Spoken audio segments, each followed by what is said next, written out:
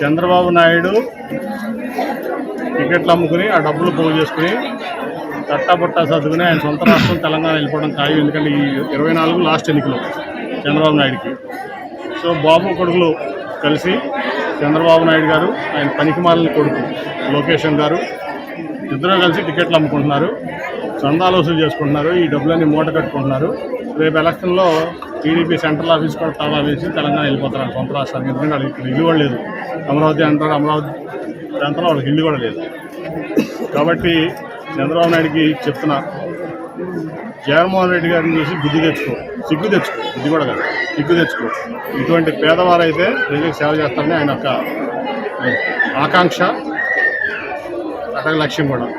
నువ్వేమో సీట్లు అమ్ముకుంటున్నావు, ఆయనేమో పేదలకు సీట్లు ఇచ్చి పనిచేయండి అంటున్నాడు. చంద్రబాబు నాయుడు టికెట్లు అమ్ముకుని ఆ డబ్బులు పోగు చేసుకుని తట్టాబుట్టా సర్దుకుని ఆయన సొంత రాష్ట్రం తెలంగాణ వెళ్ళిపోవడం ఖాయం. ఎందుకంటే ఈ 24 లాస్ట్ ఎన్నికలు చంద్రబాబు నాయుడికి.